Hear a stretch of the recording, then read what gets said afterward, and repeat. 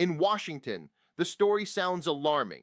China is said to be gaining ground, not because it outspent the United States, not because it out-innovated Silicon Valley, but because under Trump, America misread the nature of the confrontation. And while Washington fought loudly, the system quietly shifted in Beijing's favor. In recent days, a growing number of analysts have begun using an uncomfortable phrase, that China is outmaneuvering Donald Trump. At first, this sounds like a familiar partisan claim, one more argument in America's endless political conflict. But when you strip away the rhetoric, something more serious appears. This is not a story about personal competence or incompetence. It is not about who is tougher, louder, or more unpredictable. It is a story about how power actually behaves when systems collide. And Trump's approach, intentionally or not, exposed that reality. Donald Trump never framed China primarily as a systems challenge. He framed it as a deal problem. Bad trade deals, unfair tariffs, cheating partners. The solution, in his worldview, was straightforward. Apply pressure, impose costs, force concessions. And in some areas, this worked, at least temporarily. Tariffs landed, markets reacted, Beijing responded. But pressure alone does not equal control, and systems rarely respond the way negotiators expect. Trump's approach rewarded immediacy, visible action, public leverage, clear winners and losers. But modern geopolitical competition does not unfold on television timelines. It unfolds in supply chains, investment flows, regulatory adjustments, quiet diplomatic recalibration. While Washington focused on headline victories, Beijing focused on structural resilience, and that difference mattered. One of the most persistent misunderstandings in American commentary is the idea that China's response was aggressive escalation. In reality, it was adaptive absorption. China did not try to overpower American pressure. It tried to reduce exposure to it, diversifying exports, redirecting capital, deepening trade with non-US partners, investing in domestic substitution, not dramatic moves, incremental ones, and incremental change is precisely how systems shift without attracting attention. Trump often spoke as if global trade were a bilateral contest, US versus China. But global trade is not a tug of war. It is a web. When pressure tightens at one node, traffic reroutes elsewhere. Tariffs raised costs for American consumers.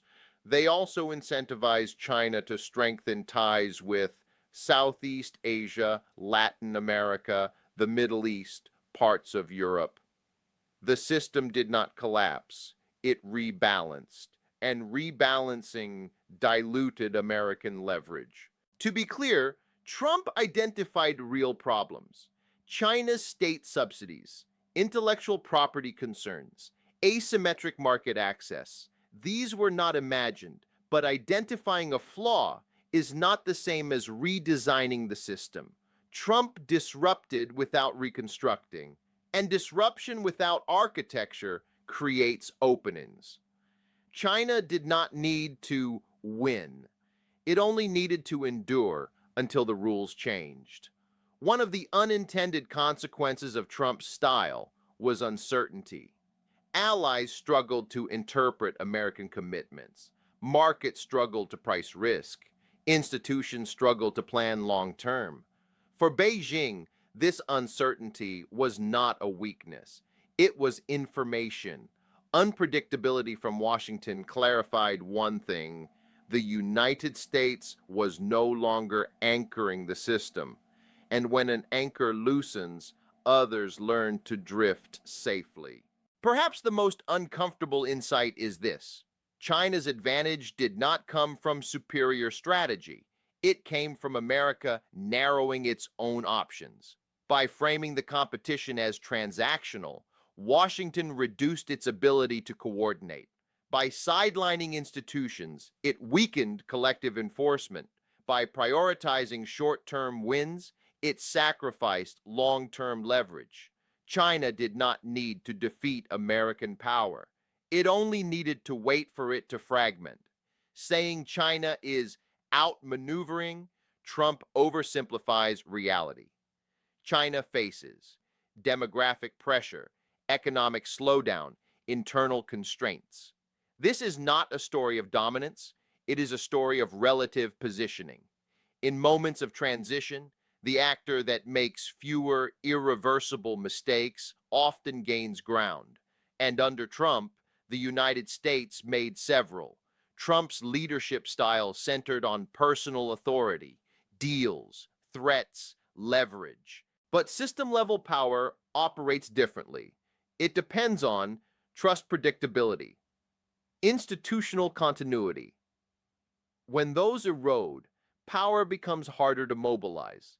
China understood this distinction, and it acted accordingly. The anxiety behind recent commentary is not really about Trump.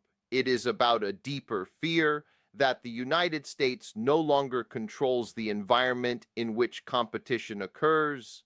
That power now flows through systems no single leader can dominate, and that adaptation may matter more than confrontation.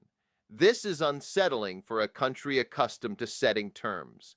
The lesson here is not that America is weak.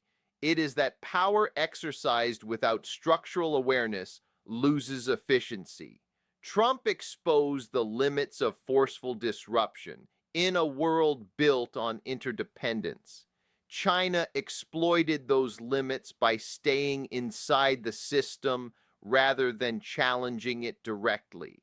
That strategy carries its own risks. But in this phase of competition, it proved effective. The next chapter of US-China competition will not be decided by tariffs or rhetoric alone. It will be decided by institutional design alliance coordination, technological governance, economic architecture.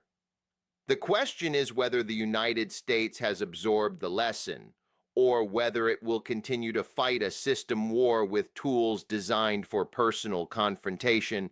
China is said to be outmaneuvering Trump, but the more important question is this: did China really outplay America, or did America misunderstand the game it was playing? Because in a world governed by systems, the most dangerous mistake is believing that power still works the way it used to. And that mistake, once made, rarely corrects itself quickly.